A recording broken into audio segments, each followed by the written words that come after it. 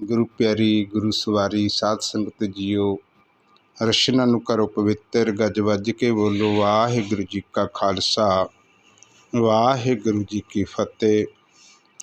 पातशाह गुरबाणी च इस मन बच्चे दे प्रति एक नहीं दो नहीं अनेकां ही वार इस नूं ही समझाउण दी गल करदे आ, इस नूं ही मैल उतारन की गल करते आ, इस नूं ही भवसागर चों पार होण की गल करते आ, इस नूं ही उस महासुख सागर दे विच लीन होण की गल करते आ, इसे दे भेद जानन की पातशाह गल करते आ। की कहंदे आ सहबां गुरबाणी दे विच समझाउणा करदे आ, इस मन का कोई जाणै भेऊ। भेऊ का मतलब भेद, कि कोई इस मन का भेद जानदा। पातशाह कहंदे जिहड़ा गुरमुख, जिहड़ा मनुख, जिहड़ा वो प्रभु का प्यारा इस दा भेद जान सकदा ना, वो कहंदे फिर मालक दे विच लीन हो जाएगा अते वो लोक ते परलोक दा सुख माण लेगा। देखो किड्डी वड्डी गल आखी है। पातशाह कहंदे वो सुख मान लेगा। इस दा मतलब गुरमुख प्यारिओ, मन दे विच बहुत वराइयां ने, इस मन दे भेद नूं आपां ने जानना है। पातशाह की कह रहे है, इस मन का कोई जाणै भेऊ। जिन्हों भेद आ गया, फिर पातशाह कहंदे ए मन लीन भेऊ सुख देऊ। कहंदे जे इस मन का भेद आ जे, फिर तैनूं पता है भी ये सुख कदों देगा, कदों आपां सुख मान सकते हैं। कहंदे जदों ये मन लीन हो गया, जदों ये मालक दे विच समा गया, कहंदे उदों आपां नूं सुख प्राप्त होना। ये मन लीन भेओ सुख देऊ। हुण गुरमुखो आपां ने करनी है खोज, आपां खोजी बनना खोजी, क्योंकि असी आए सी व्यापारी बन के। व्यापार तां हो सकदा जे असी खोज करांगे, जे असी उस चीज़ बारे जाणांगे, जे सानू उस चीज़ का भेद आऊगा जिस चीज़ का आपां ने व्यापार करना। हुण सब तो पहलां तो ये नहीं पता लगदा कि असी व्यापार किस चीज़ का करना। आपां व्यापारी ते बन के आ गए, कह ते दिन्ने आ एक दूजे नूं कि आपां व्यापारी हाँ बई।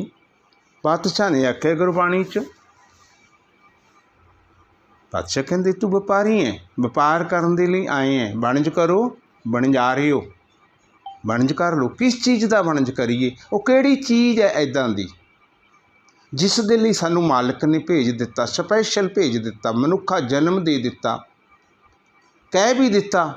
कहंदे जिहड़ी चीज़ का तू व्यापार करेगा, वणज करेगा, उस नूं संभाल लई ओ भलिया।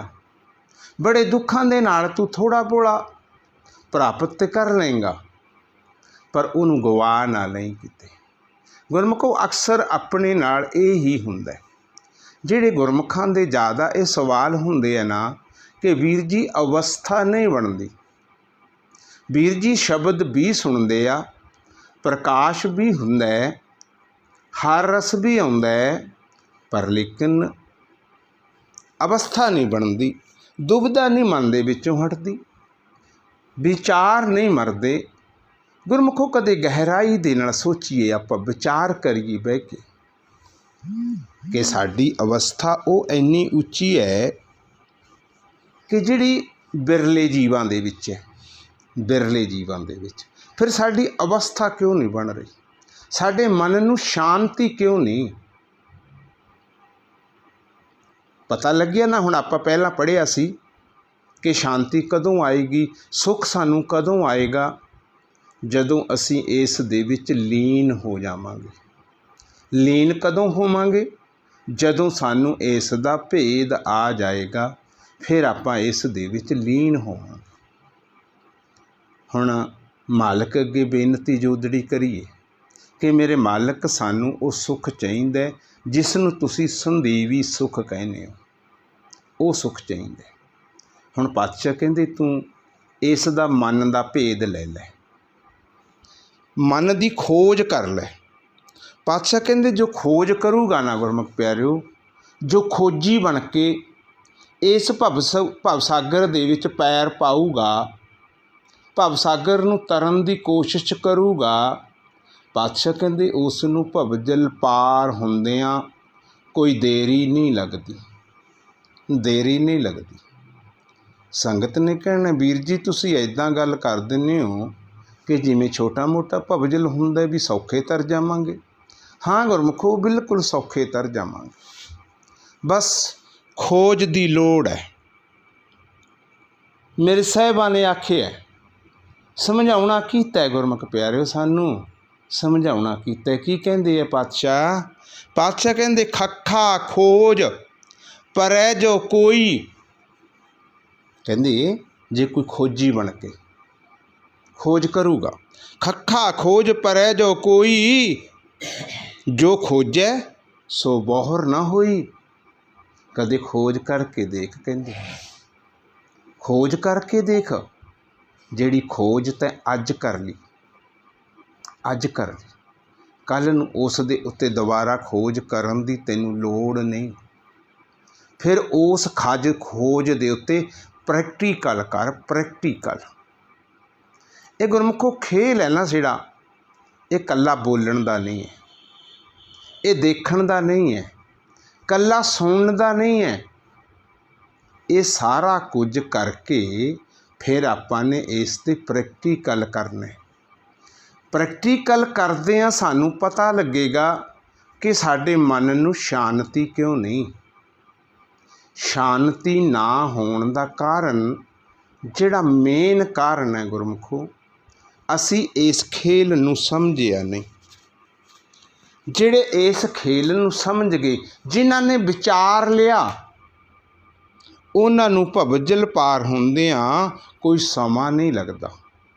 ਦਾਸ ਨਹੀਂ ਇਹ ਗੱਲ ਕਹਿੰਦਾ, ਮੇਰੇ ਸਾਹਿਬਾਂ ਗੁਰਬਾਣੀ ਦੇ ਵਿੱਚ ਫਰਮਾਨ ਕਰਦੇ ਹੈ, ਖੋਜ ਬੂਝ ਜੋ ਕਰੈ ਵਿਚਾਰਾ, ਭਵਜਲ ਤਰਤ ਨਾ ਲਾਵੇ ਬਾਰਾ। ਭਵਜਲ ਤਰਦਿਆਂ ਗੁਰਮੁਖ ਪਿਆਰਿਓ ਉਸ ਨੂੰ ਦੇਰ ਨਹੀਂ ਲੱਗਦੀ, ਸਮਾਂ ਨਹੀਂ ਲੱਗਦਾ। ਕਿਉਂ? ਕਿਉਂਕਿ ਉਸ ਨੇ ਖੋਜ ਲਿਆ, ਉਸ ਨੇ ਬੁੱਝ ਲਿਆ, ਉਸ ਨੇ ਜਾਣ ਲਿਆ। ਕੀ ਖੋਜਿਆ? ਪਾਤਸ਼ਾਹ ਕਹਿੰਦੇ ਹਉ ਮਨ ਤਨ ਖੋਜੀ ਭਾਲ ਭਲਾਈ। ਹੁਣ ਖੋਜ ਕਿਹਦੀ ਕਰਨੀ ਸੀ? ਪਾਤਸ਼ਾਹ ਕਹਿੰਦੇ ਇਸ ਮਨ ਦੀ ਖੋਜ ਕਰ ਅਤੇ ਇਸ ਤਨ ਦੀ ਖੋਜ ਕਰ। ਇਸ ਤਨ ਦੇ ਵਿੱਚ ਕੌਣ ਕੌਣ ਵਸਦਾ? ਇਸ ਤਨ ਦੇ ਵਿੱਚ ਕੋਈ ਸੂਖਮ ਪਰਿਵਾਰ ਵਸਦਾ, ਇਸ ਤਨ ਦੇ ਵਿੱਚ ਸੂਖਮ ਜੀਵ ਵਸਦੇ ਆ। ਜਿਹੜੇ ਤਨ ਦੇ ਵਿੱਚ ਸੂਖਮ ਪਰਿਵਾਰ ਵਸਦੇ ਤੇ ਜੀਵ ਵਸਦਾ, ਕੀ ਉਸ ਦਾ ਮਨ ਦੇ ਨਾਲ ਕੋਈ ਸੰਬੰਧ ਹੈ? ਜੇ ਮਨ ਦੇ ਨਾਲ ਸੰਬੰਧ ਹੈ ਤਾਂ ਕਿੱਥੋਂ ਤੱਕ ਹੈ? ਜੇ ਕਿੱਥੋਂ ਤੱਕ ਸੰਬੰਧ ਹੈ ਗੁਰਮੁਖ ਪਿਆਰਿਓ, ਤਾਂ ਅਸੀਂ ਉਸ ਸੰਬੰਧ ਨੂੰ ਕਿਸ ਤਰੀਕੇ ਨਾਲ ਨਿਭਾਈਏ, ਇਹ ਆਪਾਂ ਨੇ ਖੋਜ ਕਰਨੀ ਹੈ। ਪਾਤਸ਼ਾਹ ਕਹਿੰਦੇ ਹਉ ਮਨ ਤਨ ਖੋਜੀ ਭਾਲ ਭਲਾਈ, ਕਿਉਂ ਪਿਆਰਾ ਪ੍ਰੀਤਮ ਮਿਲੈ ਮੇਰੀ ਮਾਈ। ਇੱਥੇ ਜਿਹੜਾ ਕਿਉਂ ਲਿਖਿਆ, ਇਹ ਕਿਉਂ ਦਾ ਭਾਵ ਹੈ ਕਿਵੇਂ। ਕਿਉਂ ਦਾ ਭਾਵ ਹੈ ਕਿਵੇਂ, ਵੀ ਕਿਵੇਂ ਉਹ ਪ੍ਰੀਤਮ ਪਿਆਰਾ ਮਿਲੂਗਾ। ਮੇਰੀ ਮਾਤਾ ਮੈਨੂੰ ਕੁਝ ਸਮਝਾਉਣਾ ਕਰ, ਮੈਨੂੰ ਨਹੀਂ ਪਤਾ ਲੱਗਦਾ। ਉਹ ਮੇਰਾ ਪ੍ਰੀਤਮ ਪਿਆਰਾ, ਮੇਰਾ ਵਿਧਾਤਾ, ਮੇਰਾ ਸਾਈਂ, ਮੇਰਾ ਸੱਜਣ, ਮੇਰਾ ਵਿਧਾਤਾ, ਮੇਰਾ ਬੀਠਲ, ਉਹ ਕਿੱਦਾਂ ਮਿਲੇਗਾ? ਮੂੰਹ ਮਿਲੇਗਾ ਕਿੱਦਾਂ? ਜੇ ਅਸੀਂ ਮਨ ਦੀ ਤੇ ਤਨ ਦੀ ਖੋਜ ਕਰਾਂਗੇ। ਕਿਉਂ? ਕਿਉਂਕਿ ਗੁਰਮੁਖ ਪਿਆਰਿਓ ਉਹ ਬਾਹਰ ਨਹੀਂ। ਗੁਰੂ ਪਿਆਰ ਵਾਲਿਓ ਉਹ ਬਾਹਰ ਨਹੀਂ ਹੈ। ਜਿੱਥੇ ਬਾਹਰ ਹੋਵੇ ਆਪਾਂ ਬਾਹਰ ਦੀ ਖੋਜ ਕਰ ਲਈਏ, ਉਹ ਬੈਠਾ ਤੇ ਅੰਦਰ ਹੈ। ਪਰ ਅਸੀਂ ਅਜੇ ਭਰਮ ਦੇ ਵਿੱਚ ਹਾਂ, ਅਸੀਂ ਅਜੇ ਭੁਲੇਖੇ ਦੇ ਵਿੱਚ ਹਾਂ, ਅਸੀਂ ਅਜੇ ਭਰਮ ਦੇ ਵਿੱਚ ਹਾਂ, ਅਸੀਂ ਭੁਲੇਖੇ ਦੇ ਵਿੱਚ ਹਾਂ, ਅਸੀਂ ਉਸ ਨੂੰ ਬਾਹਰ ਲੱਭਦੇ ਹਾਂ। ਉਹ ਆਪਣੇ ਅੰਦਰ ਹੈ। ਅਤੇ ਜ਼ਿਆਦਾ ਕਰੋਗੇ ਮਾਲਕ ਸੰਗਤ ਦੇ ਵਿੱਚ ਹਾਜ਼ਰ ਹੋ ਜਾਂਦਾ। ਜੇ ਜ਼ਿਆਦਾ ਕਿਤੇ ਦੇਖਣਾ ਨਾ ਤਾਂ ਸੰਗਤ ਦੇ ਵਿੱਚੋਂ ਵੇਖ ਲਓ। ਪਾਤਸ਼ਾਹ ਕਹਿ ਰਹੇ ਹੈ, ਪਾਤਸ਼ਾਹ ਕਹਿੰਦੇ ਵਿੱਚ ਸੰਗਤ ਖੋਜ ਦਸਾਈ, ਵਿੱਚ ਸੰਗਤ ਖੋਜ ਦਸਾਈ, ਵਿੱਚ ਸੰਗਤ ਹਰ ਪ੍ਰਭ ਵਸੈ ਜੀਓ। ਕਹਿੰਦੇ ਸੰਗਤ ਦੇ ਵਿੱਚ ਉਹ ਮੇਰਾ ਮਾਲਕ ਆਪ ਵਸਦਾ। ਹੁਣ ਸੰਗਤ ਦੇ ਵਿੱਚੋਂ ਉਸ ਮਾਲਕ ਨੂੰ ਜਾਣਨ ਦੇ ਲਈ ਕੀ ਕਰਨਾ ਪਏਗਾ? ਸਿਮਰਨ ਕਰਨਾ ਪਏਗਾ। ਹੁਣ ਸੰਗਤ ਨੇ ਕਹਿਣਾ ਵੀਰ ਜੀ ਸਿਮਰਨ ਕਰਦਿਆਂ ਨੂੰ ਤੇ ਸਾਲ 6 ਮਹੀਨੇ 1.5 ਸਾਲ ਹੋ ਗਿਆ, ਫਿਰ ਸਾਨੂੰ ਕਿਉਂ ਨਹੀਂ ਮਿਲਦਾ? ਜਾਂ ਤੁਸੀਂ ਝੂਠ ਬੋਲਦੇ ਹੋ ਜਾਂ ਸਾਨੂੰ ਨਹੀਂ ਮਿਲਦਾ। ਗੱਲ ਤਾਂ ਹੈ ਇੱਕ। ਹਾਂ ਗੁਰਮੁਖ ਪਿਆਰਿਓ, ਕਿਤੇ ਫਰਕ ਹੈ। ਹੁਣ ਫਰਕ ਕੀ ਹੈ? ਅਸੀਂ ਇਹ ਫਰਕ ਨੂੰ ਬੁੱਝਣਾ, ਅਸੀਂ ਇਹ ਫਰਕ ਨੂੰ ਸੋਚਣਾ। ਕਿਉਂ ਸਾਨੂੰ 3-3 4-4 6-6 ਮਹੀਨੇ ਹੋ ਗਏ ਸਾਡੀ ਉਹ ਅਵਸਥਾ ਨਹੀਂ ਬਣੀ ਜੋ ਬਣਨੀ ਚਾਹੀਦੀ ਸੀ, ਜੋ ਸਾਨੂੰ ਸਾਡੇ ਅੰਦਰ ਦੇ ਮਨ ਦੇ ਵਿੱਚ ਸੀ ਕਿ ਅਸੀਂ ਇੰਨੀ ਜਲਦੀ ਮਾਲਕ ਨੂੰ ਪਾ ਲਾਂਗੇ, ਮਾਲਕ ਨੂੰ ਪ੍ਰਾਪਤ ਕਰ ਲਾਂਗੇ। ਉਹ ਸਾਡੀ ਅਵਸਥਾ ਕਿਉਂ ਨਹੀਂ ਬਣ ਰਹੀ? ਗੁਰਮੁਖ ਪਿਆਰਿਓ, ਸੱਚ ਜਾਣਿਓ, ਅਸੀਂ ਖੇਲ ਨੂੰ ਸਮਝਿਆ ਨਹੀਂ, ਸਮਝਿਆ ਨਹੀਂ। ਅਸੀਂ ਤਾਂ ਸਿਰਫ ਇੱਕ ਸਿਮਰਨ ਦੀ ਵਾਰੀ ਨਾ ਮਿਲਣ ਕਰਕੇ ਹੀ ਲੜਾਈ ਕਰ ਰਹੇ ਹਾਂ।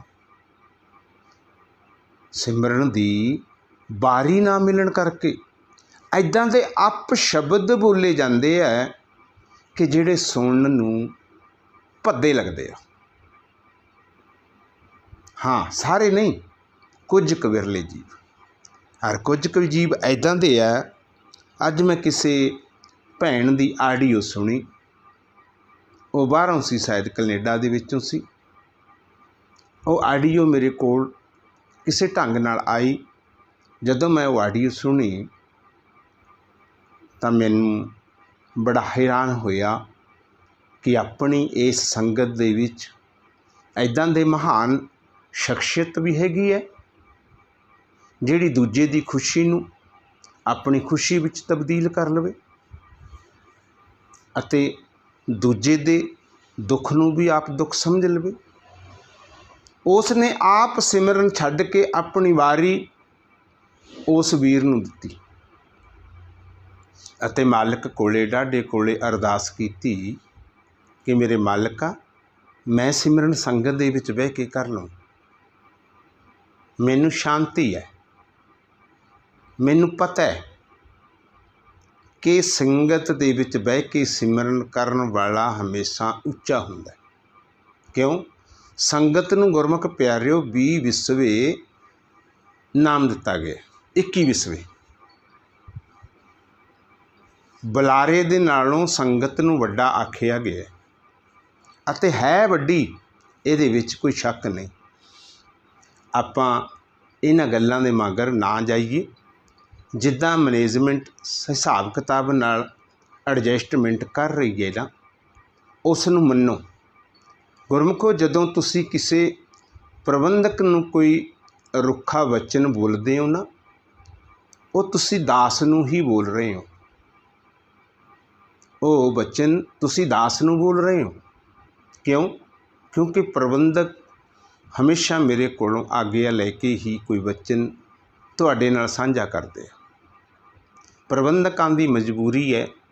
ਅਸੀਂ ਸਿਰਫ ਇਹ ਸੋਚਿਆ ਸੀ ਕਿ ਆਪਾਂ ਇਹ ਧਨ ਨੂੰ ਥੋਕ ਦੇ ਵਿੱਚ ਕਮਾਉਣਾ। ਗੁਰਮੁਖੋ, ਥੋਕ ਦੇ ਵਿੱਚ, ਜੇ ਥੋਕ ਦੇ ਵਿੱਚ ਧਨ ਕਮਾਵਾਂਗੇ ਤਾਂ ਸਾਡੀ ਅਵਸਥਾ ਬਣੇਗੀ।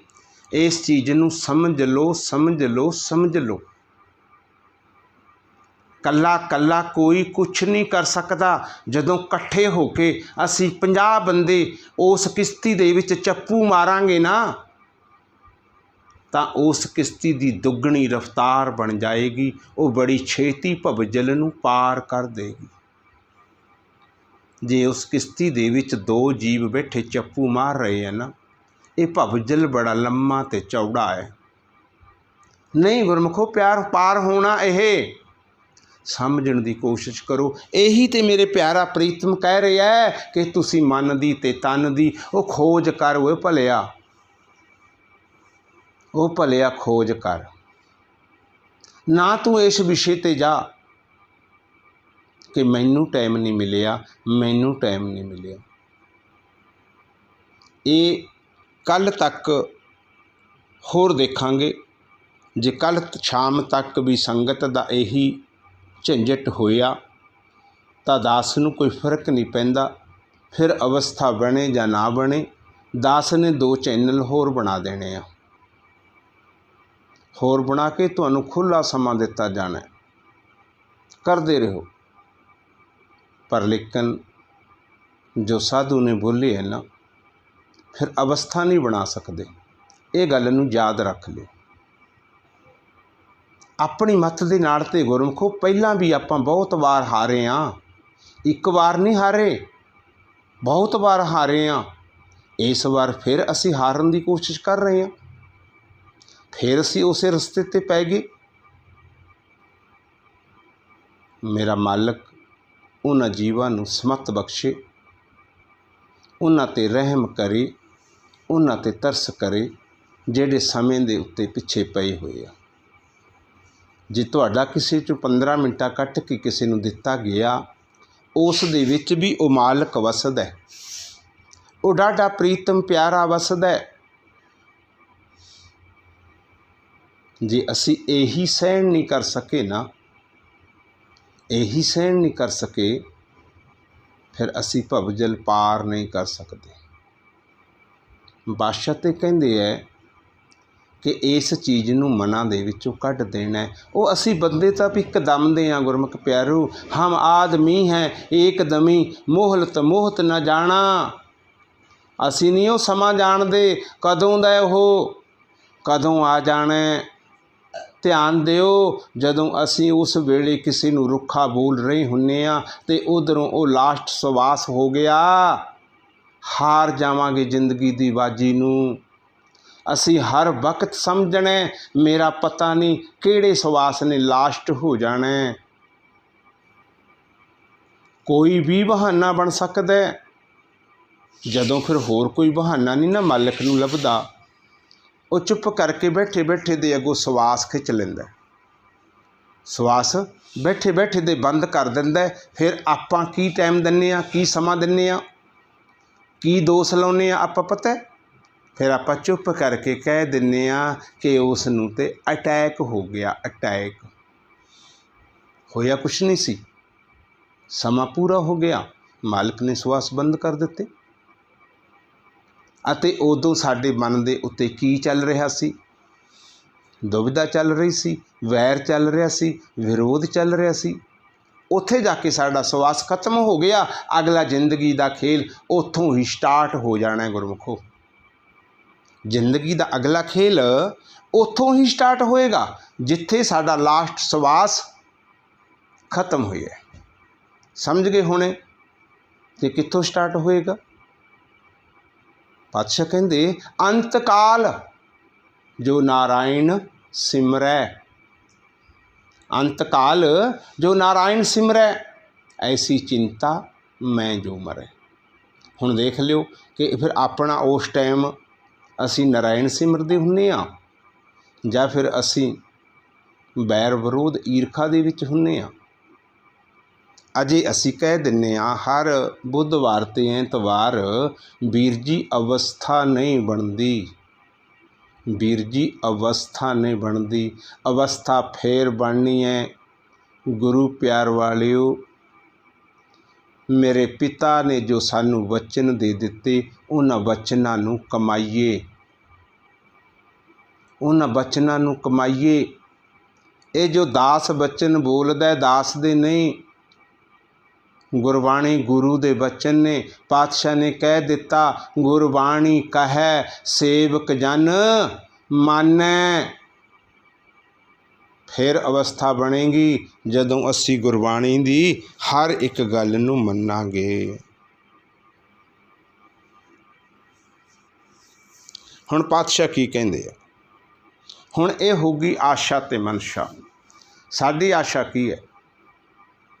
ਸਾਡੀ ਆਸ਼ਾ ਤਾਂ ਇਹ ਹੀ ਸੀ ਕਿ ਸਾਨੂੰ ਸਮਾਂ ਨਹੀਂ ਮਿਲਿਆ ਜੀ,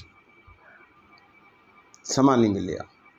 ਪਰ ਆਸ਼ਾ ਕੀ ਕਰਨੀ ਸੀ? ਅਸੀਂ ਆਸ਼ਾ ਕਰਨੀ ਸੀ ਅਸੀਂ ਉਸ ਮਾਲਕ ਨੂੰ ਮਿਲਣਾ ਹੈ। ਅਸੀਂ ਮਨ ਦੇ ਵਿੱਚ ਆਸ਼ਾ ਰੱਖਣੀ ਸੀ ਅਸੀਂ ਆਪਣੇ ਜਨਮ ਅਤੇ ਮਰਨ ਨੂੰ ਮਿਟਾਉਣਾ, ਇਹ ਆਸ਼ਾ ਰੱਖਣੀ ਸੀ। ਜਿਹੜੇ ਜੀਵ ਇਹ ਆਸ਼ਾ ਰੱਖ ਰਹੇ ਆ, ਹੈਗੇ ਆ ਬਹੁਤ ਸਾਰੇ ਜੀਵ, ਬਹੁਤ ਸਾਰੇ ਜੀਵ, ਉਹ ਤਾਂ ਬਿਰਲੇ ਜੀਵ ਨੇ, ਥੋੜ੍ਹੇ ਜੀਵ ਨੇ। ਬਹੁਤ ਸਾਰੇ ਜੀਵ ਕੀ ਕਰਦੇ, ਕੀ ਆਸ਼ਾ ਹੈ ਉਸ ਦੇ ਪ੍ਰਤੀ? ਪਾਤਸ਼ਾਹ ਕਹਿੰਦੇ ਹੈ, ਮਨਸਾ ਧਾਰ ਜੋ ਘਰ 'ਤੇ ਆਵੈ, ਸਾਧ ਸੰਗ ਜਨਮ ਮਰਨ ਮਿਟਾਵੈ। ਉਹਨਾਂ ਦੇ ਜਨਮ ਅਤੇ ਮਰਨ ਮਿਟਦੇ ਆ। ਹੁਣ ਤੁਸੀਂ ਕਹੋਗੇ ਕਿੱਥੋਂ, ਕਿਹੜੇ ਘਰ ਤੋਂ ਆਏ ਸੀ? ਜਦੋਂ ਐਪ ਨਾਲ ਜੁੜੇ ਸੀ ਤੁਸੀਂ, ਦੇਸ਼ਾਂ ਵਿਦੇਸ਼ਾਂ ਦੇ ਵਿੱਚ ਆਪਾਂ ਸਾਰੇ ਬੈਠੇ ਹਾਂ, ਪਰ ਲੇਕਿਨ ਮਨ ਦੇ ਪ੍ਰਤੀ, ਸੁਰਤੀ ਦੇ ਪ੍ਰਤੀ ਆਪਾਂ ਸਾਰੇ ਇੱਕ ਜਗ੍ਹਾ 'ਤੇ ਉੱਤੇ ਇਕੱਤਰ ਹਾਂ। ਸਾਰੇ ਆਪਾਂ ਇੱਕ ਜਗ੍ਹਾ 'ਤੇ ਘਰ ਛੱਡ ਕੇ ਆ ਚੁੱਕੇ ਹਾਂ। ਤਨ ਬੇਸ਼ੱਕ ਸਾਡੇ ਘਰ ਬੈਠੇ ਹੈ, ਮਨ ਆ ਚੁੱਕੇ ਆ।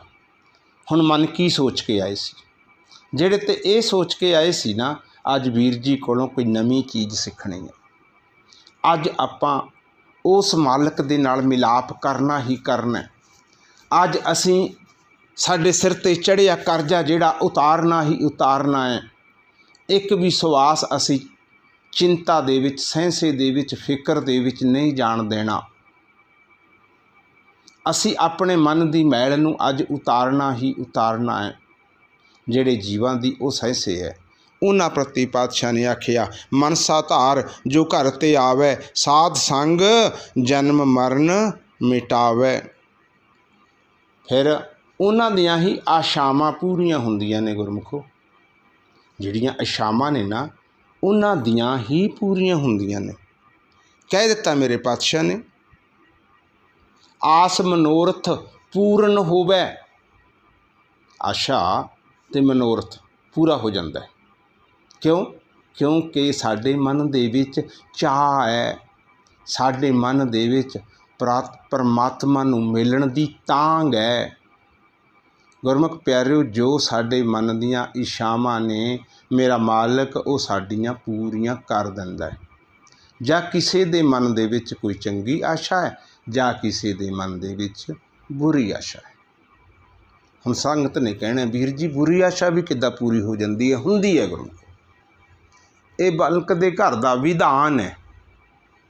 ਹੁਣ ਆਪਾਂ ਅਮੂਮਨ ਦੇਖਦੇ ਹਾਂ ਕਿ ਕੁਝ ਸ਼ਰਾਬ ਪੀਣ ਵਾਲੇ ਆ, ਉਹਨਾਂ ਦੀ ਜੇਬ ਦੇ ਵਿੱਚ ਕੋਈ ਪੈਸਾ ਨਹੀਂ ਹੁੰਦਾ, ਪਰ ਲੇਕਿਨ ਸ਼ਾਮ ਨੂੰ ਪਤਾ ਨਹੀਂ ਕਿੱਥੋਂ, ਕਿਵੇਂ ਨਾ ਕਿਵੇਂ ਹੀਲਾ ਵਸੀਲਾ ਹੋਵੇ, ਉਹ ਸੱਜਣ ਸ਼ਰਾਬ ਪੀ ਕੇ ਆਉਂਦੇ ਆ।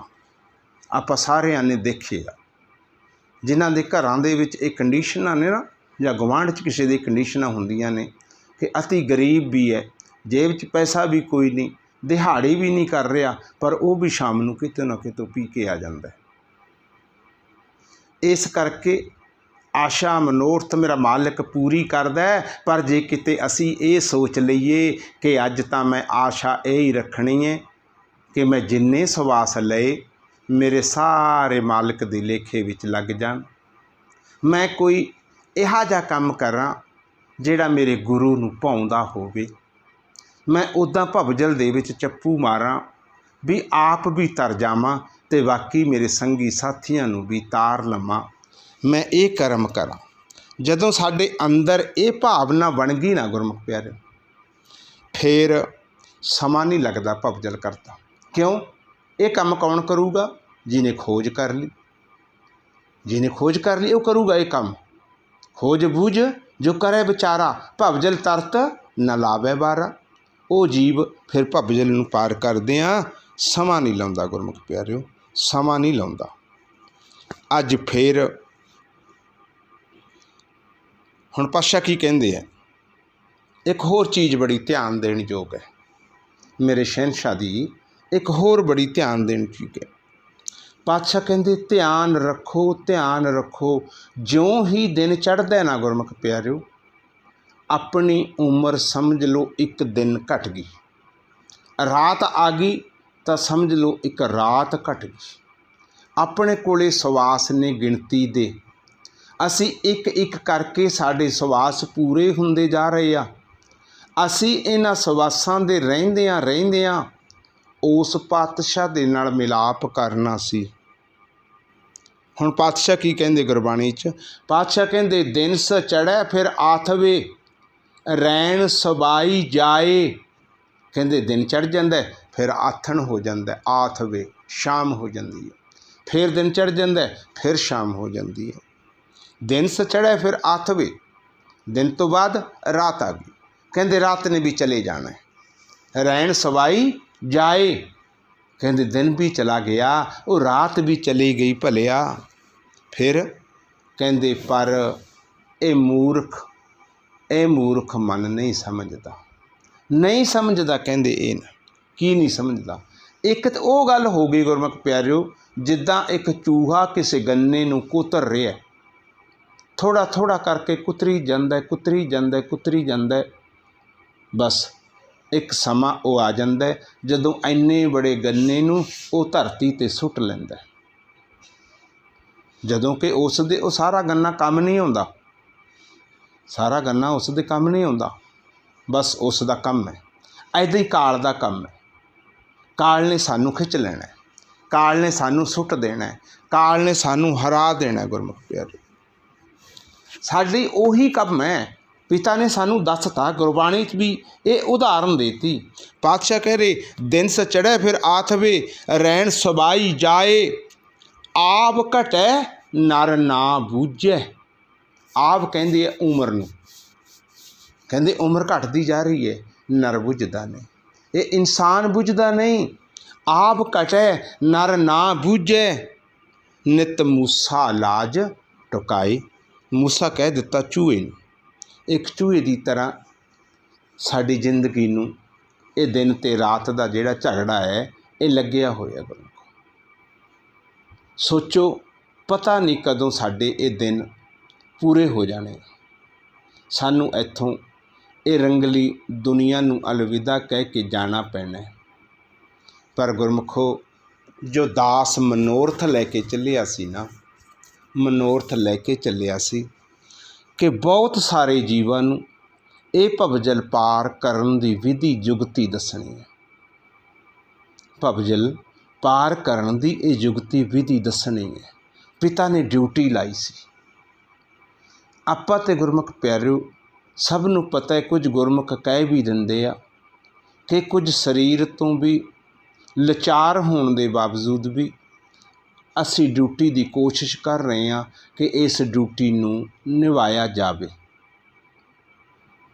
ਪਰ ਬਹੁਤ ਸਾਰੇ ਗੁਰਮੁਖ ਇਸ ਦਾ ਫਾਇਦਾ ਵੀ ਉਠਾ ਰਹੇ ਆ, ਇਸ ਦਾ ਆਨੰਦ ਵੀ ਲੈ ਰਹੇ ਆ।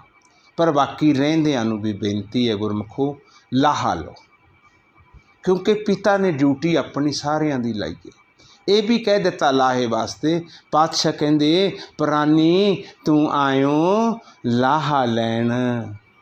ਕਹਿੰਦੇ ਲਾਹਾ ਲੈਣਾ ਹੈ, ਲਾਹਾ ਲੈ ਲਈਏ ਗੁਰਮੁਖੋ, ਲੈ ਲਈਏ ਲਾਹਾ। ਪਾਤਸ਼ਾਹ ਕਹਿੰਦੇ ਪ੍ਰਾਨੀ ਤੂੰ ਆਇਓ ਲਾਹਾ ਲੈਣ, ਲੱਗਾ ਕਿਤ ਕਪਕੜੇ ਸਭ ਮੁੱਕਦੀ ਚੱਲੀ ਰਹਿਣ। ਆ ਜ਼ਿੰਦਗੀ ਖਤਮ ਹੋ ਜਾਏਗੀ ਇੱਕ ਦਿਨ, ਜਾਣਾ ਪੈ ਜਾਣਾ ਗੁਰਮੁਖੋ ਇੱਕ ਦਿਨ। ਫਿਰ ਹੁਣ ਜਿਹੜੇ ਇਹ ਨਾਮ ਜਪਦੇ ਆ, ਜਿਹੜੇ ਮਾਲਕ ਦੀ ਵਡਿਆਈ ਕਰਦੇ ਆ, ਜਿਹੜੇ ਮਾਲਕ ਦੇ ਗੁਣ ਗਾਉਂਦੇ ਆ, ਉਹਨਾਂ ਨੂੰ ਪਤਾ ਕੀ ਆਖੇ ਆਪਣੇ ਪ੍ਰੀਤਮ ਨੇ, ਆਪਣੇ ਸਾਈਂ ਨੇ, ਉਸ ਬਿਠਲ ਨੇ ਕੀ ਆਖਿਆ? ਬਿਠਲ ਕਹਿੰਦੇ ਜਿਨ੍ਹਾਂ ਨੇ ਉਸ ਨਾਮ ਦੀ ਸਲਾਹਣਾ ਕੀਤੀ ਹੈ, ਉਸ ਨਾਮ ਨੂੰ ਸਲਾਹਿਆ, ਨਾਮ ਦੀ ਵਡਿਆਈ ਕੀਤੀ ਹੈ, ਨਾਮ ਜਪਿਆ, ਨਾਮ ਅਰਾਧਿਆ, ਕਹਿੰਦੇ ਮਾਲਕ ਉਹਨਾਂ ਨੂੰ ਸ਼ਾਬਾਸ਼ ਦਿੰਦਾ, ਸ਼ਾਬਾਸ਼। ਅਤੇ ਜਦੋਂ ਉਹਨਾਂ ਨੂੰ ਸ਼ਾਬਾਸ਼ ਦੇ ਦਿੱਤੀ ਨਾ ਮਾਲਕ ਨੇ, ਉਹ ਫਿਰ ਸਾਧੂ ਪਤਾ ਕੀ ਕਹਿੰਦੇ ਆ? ਉਹ ਗੁਰਮੁਖ ਕੀ ਕਹਿੰਦੇ ਆ? ਉਹ ਗੁਰਮੁਖ ਕਹਿੰਦੇ ਆ, ਉਹ ਮੇਰੇ ਮਾਲਕਾ ਮੈਨੂੰ ਉਹਨਾਂ ਦੀ ਸੰਗਤ ਦੇ ਦੇ। ਕਿਹਨਾਂ ਦੀ? ਮੈਂ ਜਾਚਕ ਬਣ ਜਾਵਾਂ, ਜਿਹੜੇ ਮਾਲਕ ਦੇ ਅੱਗੇ ਅਰਦਾਸ ਕਰਨ ਜਾਣਦੇ ਆ, ਜਿਹੜੇ ਜੋਦੜੀ ਕਰਨ ਜਾਣਦੇ ਐ, ਜਿਹੜੇ ਆਪ ਭਵਜਲ ਨੂੰ ਪਾਰ ਹੋਣ ਜਾਣਦੇ ਐ, ਮੇਰੇ ਮਾਲਕਾ ਉਹਨਾਂ ਦੀ ਸੰਗਤ ਦੇ ਦੇ। ਉਦੋਂ ਫਿਰ ਗੁਰਮੁਖ ਪਿਆਰਿਓ ਇਹ ਮਨ ਬੱਚਾ, ਇਹ ਜੋਦੜੀਆਂ, ਇਹ ਬੇਨਤੀਆਂ ਕਰਦਾ। ਪਾਤਸ਼ਾਹ ਕਹਿੰਦੇ ਆ ਗੁਰਬਾਣੀ ਦੇ ਵਿੱਚ ਸਮਝਾਉਣਾ ਕਰਦੇ ਐ, ਜਿਨੀ ਗੁਰਮੁਖ ਨਾਮ ਸਲਾਹਿਆ ਤਿਨਾ ਸਭ ਕੋ ਕਹੈ ਸ਼ਾਬਾਸ਼। ਕਹਿੰਦੇ ਜਿਨ੍ਹਾਂ ਨੇ ਨਾਮ ਨੂੰ ਸਲਾਹਿਆ ਨਾ, ਕਹਿੰਦੇ ਮਾਲਕ ਉਹਨਾਂ ਨੂੰ ਸ਼ਾਬਾਸ਼ੇ ਦਿੰਦਾ। ਜਿਨੀ ਗੁਰਮੁਖ ਨਾਮ ਸਲਾਹਿਆ ਤਿਨਾ ਸਭ ਕੋ ਕਹੈ ਸ਼ਾਬਾਸ਼, ਤਿਨ ਕੀ ਸੰਗਤ ਦੇਹ ਪ੍ਰਭ ਮੈਂ ਜਾਚਕ ਕੀ ਅਰਦਾਸ। ਮੇਰੇ ਅੱਗੇ, ਮੇਰੀ ਤੁਹਾਡੇ ਅੱਗੇ ਅਰਦਾਸ ਹੈ, ਬੇਨਤੀ ਹੈ, ਜੋਦੜੀ ਹੈ, ਮੇਰੇ ਮਾਲਕਾ ਮੈਨੂੰ ਉਹਨਾਂ ਦੀ ਸੰਗਤ ਦੇ ਦੇ, ਮੈਨੂੰ ਉਹਨਾਂ ਦੀ ਸੰਗਤ ਦੇ ਦੇ। ਹੁਣ ਗੁਰਮੁਖੋ ਮਾਲਕ ਨੇ ਆਪਣੇ 'ਤੇ ਰਹਿਮ ਕਰ ਦਿੱਤਾ, ਆਪਣੇ 'ਤੇ ਤਰਸ ਕਰ ਦਿੱਤਾ। ਆਪਾਂ ਨੂੰ ਸਾਰਿਆਂ ਨੂੰ ਇੱਕ ਦੂਜੇ ਦੀ ਸੰਗਤ ਮਿਲੀ ਹੋਈ ਹੈ। ਕਿੱਡਾ ਵੱਡਾ ਰਹਿਮ ਕੀਤਾ ਮੇਰੇ ਮਾਲਕ ਨੇ। ਕਿੰਨੇ ਸੋਹਣੇ ਪਲੇਟਫਾਰਮ 'ਤੇ ਆਪਾਂ ਨੂੰ ਬਿਠਾ ਦਿੱਤਾ। ਦੂਰੋਂ ਬੈਠੇ ਹਾਂ, ਕੋਈ ਕਿਰਾਇਆ ਨਹੀਂ ਦੇਣਾ, ਕੋਈ ਟਿਕਟ ਨਹੀਂ ਖਰੀਦਣੀ, ਕੋਈ ਡੀਜ਼ਲ ਨਹੀਂ ਪਵਾਉਣਾ ਗੱਡੀ ਦੇ ਵਿੱਚ। ਕਿੱਡਾ ਆਨੰਦ ਹੈ।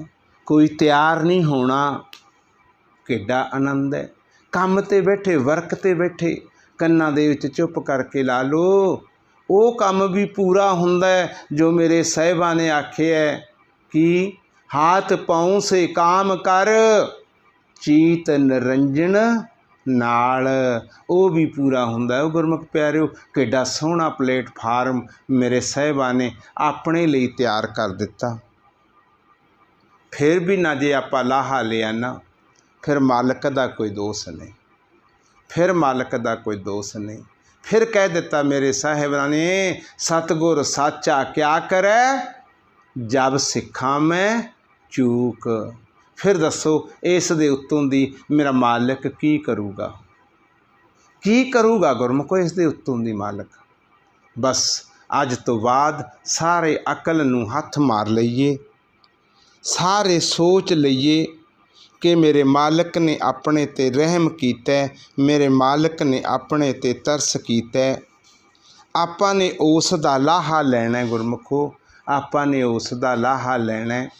ਪਤਾ ਨਹੀਂ ਕਦੋਂ ਸਾਡੇ ਸੁਵਾਸ ਮੁੱਕ ਜਾਣੇ ਆ, ਇਸ ਕਰਕੇ ਆਪਾਂ ਲਾਹਾ ਲੈਣਾ। ਹੁਣ ਸਾਰਿਆਂ ਗੁਰਮੁਖਾਂ ਨੇ ਆਪਾਂ ਥੋਕ ਦੇ ਵਿੱਚ ਧਨ ਨੂੰ ਇਕੱਠਾ ਕਰਾਂਗੇ। 20 ਮਿੰਟ ਸਾਡੇ ਕੋਲੇ ਬਚੇ ਹੋਏ ਆ। ਇਹਨਾਂ 20 ਮਿੰਟਾਂ ਦੇ ਵਿੱਚ ਗੁਰਮੁਖੋ ਇਸ ਵੇਲੇ 275 ਗੁਰਮੁਖ ਹਾਜ਼ਰ ਆ।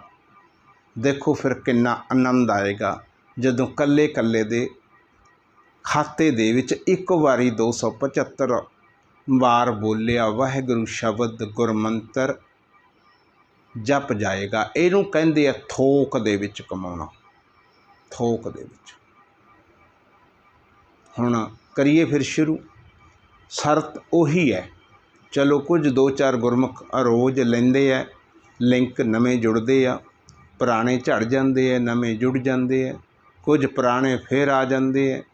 ਇਹ ਤਾਂ ਵਾਕਈ ਇੱਕ ਜਹਾਜ਼ ਵਾਲੀ ਗੱਲ ਹੈ, ਟ੍ਰੇਨ ਵਾਲੀ ਗੱਲ ਹੈ, ਚੜ੍ਹਦੀ ਅਤੇ ਉਤਰਦੀ ਸਵਾਰੀ ਰਹਿੰਦੀ ਹੈ। ਪਰ ਆਪਾਂ ਨੇ ਇਹ ਨਹੀਂ ਦੇਖਣਾ, ਆਪਾਂ ਨੇ ਇਹ ਨਹੀਂ ਦੇਖਣਾ। ਆਪਾਂ ਨੇ ਹੁਣ ਇਹ ਸੋਚਣਾ ਮੇਰੇ ਮਾਲਕਾ ਆ ਜਿਹੜੇ 10 ਮਿੰਟ ਬਚੇ ਆ ਨਾ, ਮੇਰਾ ਕੋਈ ਸਵਾਸ ਫੁਰਨਿਆਂ ਦੇ ਵਿੱਚ ਨਾ ਚਲਾ ਜਾਏ, ਫੁਰਨਿਆਂ ਦੇ ਵਿੱਚ ਨਾ ਚਲਾ ਜਾਏ ਮੇਰੇ ਮਾਲਕਾ, ਮੇਰਾ ਵੀ ਕੋਈ ਵੀ ਸਵਾਸ। ਸਾਰਿਆਂ ਨੇ ਅੰਤਰ ਧਿਆਨ ਹੋ ਜਾਣਾ, ਸੋਚ ਲੈਣਾ ਕਿ ਆ 10 ਮਿੰਟ ਦੇ ਵਿੱਚ ਮੇਰਾ ਕੁਝ ਨਹੀਂ ਖਰਾਬ ਹੋਣਾ, ਮੇਰਾ ਕੁਝ ਨਹੀਂ ਸਵਰਨਾ। ਸਵਰਨਾ ਕਿਹੜਾ? ਦੁਨਿਆਵੀ ਕੰਮ। 10 ਮਿੰਟਾਂ ਦੇ ਵਿੱਚ ਕੁਝ ਨਹੀਂ ਸਵਾਰ ਸਕਦੇ ਅਸੀਂ। ਜਦੋਂ ਹੁਣ ਤੱਕ ਨਹੀਂ ਸਵਾਰਿਆ, ਸਾਰੀ ਜ਼ਿੰਦਗੀ ਲੰਘ ਗਈ। ਬਸ ਹੁਣ ਇਹ ਜਿਹੜੇ 20 ਮਿੰਟ 15 ਮਿੰਟ ਬਚੇ ਹੈ ਨਾ, ਇੱਕ ਮਨ ਇੱਕ ਚਿੱਤ ਹੋ ਕੇ, ਜਿਨ੍ਹਾਂ ਨੇ ਇੱਕ ਮਨ ਇੱਕ ਚਿੱਤ ਹੋ ਕੇ ਧਿਆਇਆ, ਮੇਰੇ ਮਾਲਕ ਨੇ ਉਹਨਾਂ ਨੂੰ ਭਵਜਲ ਪਾਰ ਕਰਾਇਆ। ਕਰੋ ਜੀ ਸ਼ੁਰੂ। ਵਾਹਿਗੁਰੂ ਗੁਰੂ ਵਾਹਿਗੁਰੂ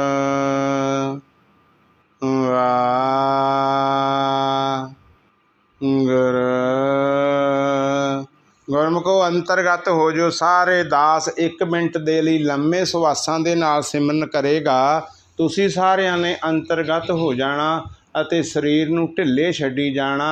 ਲੰਮੀ ਨਾਮ ਦੀ ਖੁਮਾਰੀ ਚਾੜਨੀ ਹੈ ਆਪਾਂ ਨੇ। ਕਰੋ ਜੀ ਸ਼ੁਰੂ। ਵਾਹਿਗੁਰੂ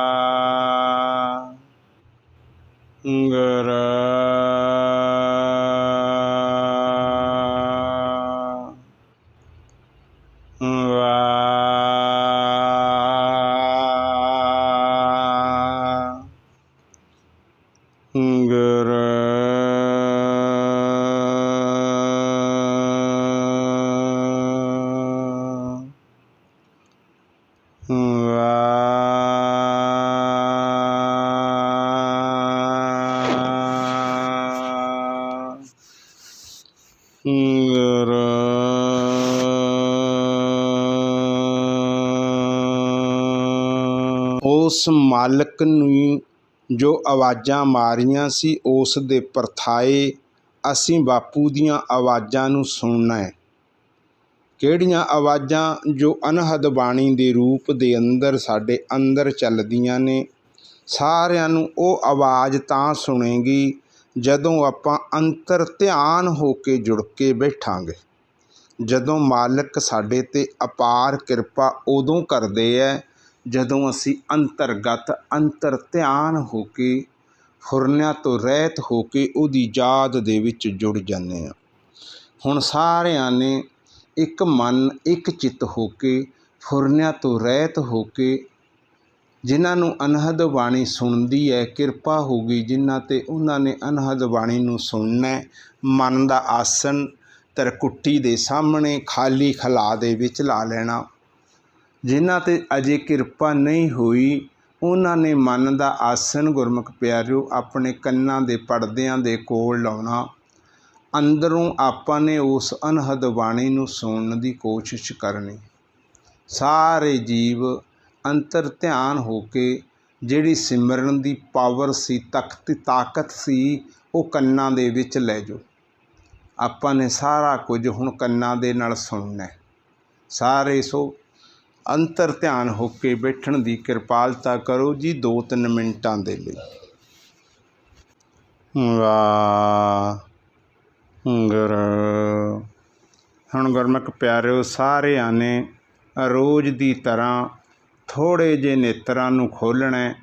ਥੋੜ੍ਹੇ ਜਿਹੇ ਨੇਤਰਾਂ ਨੂੰ ਖੋਲ੍ਹ ਕੇ ਆਪਣੇ ਨੇੜੇ ਹੀ ਦੇਖਣ ਦੀ ਕਿਰਪਾਲਤਾ ਕਰਨੀ, ਕਿਉਂਕਿ ਮਾਲਕ ਦੂਰ ਨਹੀਂ ਹੈ। ਅਸੀਂ ਦੂਰੋਂ ਨਹੀਂ ਲੱਭਣਾ, ਪਾਤਸ਼ਾਹ ਤੇ ਬਿਲਕੁਲ ਨੇੜੇ ਹੈ। ਸਾਰੇ ਗੁਰਮੁਖ ਥੋੜ੍ਹੇ ਜਿਹੇ ਨੇਤਰ ਖੋਲ੍ਹੋ ਅਤੇ ਨੇੜੇ ਵੇਖਣ ਦੀ ਕਿਰਪਾਲਤਾ ਕਰੋ। ਜਿਉਂ ਹੀ ਆਪਾਂ ਥੋੜ੍ਹੇ ਜਿਹੇ ਨੇਤਰ ਖੋਲ੍ਹੇ, ਅਭਿਆਸੀ ਜੀਵਾਂ ਦੇ ਇੱਥੇ ਦਰਸ਼ਨ ਹੋ ਜਾਂਦੇ ਆ ਅਤੇ ਜੋ ਜੀਵ ਅਭਿਆਸ ਦੇ ਅੰਡਰ ਨੇ ਉਹਨਾਂ ਨੂੰ ਇੱਥੇ ਧੁੰਦਲਾਪਣ ਨਜ਼ਰ ਆਉਂਦਾ ਹੈ। ਜਿਹੜਾ ਧੁੰਦਲਾਪਣ ਨਜ਼ਰ ਆਉਂਦਾ ਹੈ ਉਸ ਨੂੰ ਵੀ ਪਿਆਰ ਦੇ ਨਾਲ ਤੱਕੀ ਜਾਣਾ। ਕਿਉਂ? ਕਿਉਂਕਿ ਮੇਰੇ ਸਾਹਿਬਾਂ ਨੇ ਕਹਿ ਦਿੱਤਾ ਇਹ ਗੱਲ ਪਿਆਰ ਦੀ ਹੀ ਹੈ। ਇਹ ਕਹਾਣੀ ਪਿਆਰ ਦੀ ਹੈ, ਪ੍ਰੇਮ ਦੀ ਹੈ। ਗੁਰਮੁਖੋ ਜਿਹੜੀ ਇਹ ਕਹਾਣੀ ਹੈ ਨਾ, ਇਹ ਪ੍ਰੇਮ ਦੀ ਹੈ। ਕਿਉਂ ਕਹਿ ਦਿੱਤਾ ਸਾਹਿਬਾਂ ਨੇ ਨਾ, ਜਿਨ ਪ੍ਰੇਮ ਕੀਓ ਤਿਨ ਹੀ ਪ੍ਰਭ ਪਾਇਓ। ਪ੍ਰੇਮ ਦੇ ਨਾਲ ਦੇਖੀ ਜਾਣਾ ਬਸ। ਜਦੋਂ ਅਸੀਂ ਪ੍ਰੇਮ ਦੇ ਨਾਲ ਤੱਕੀ ਜਾਵਾਂਗੇ ਇਹ ਧੁੰਦਲਾਪਣ ਦੂਰ ਹੋ ਜਾਏਗਾ ਅਤੇ ਮੇਰੇ ਸਾਹਿਬਾਂ ਦੇ ਦਰਸ਼ਨ ਹੋ ਜਾਣੇ ਆ। ਹੋਰ ਖੋਲ੍ਹੋ ਗੁਰਮੁਖੋ ਨੇਤਰਾਂ ਨੂੰ, ਹੋਰ ਖੋਲ੍ਹੋ, ਖੋਲ੍ਹਦੇ ਜਾਓ।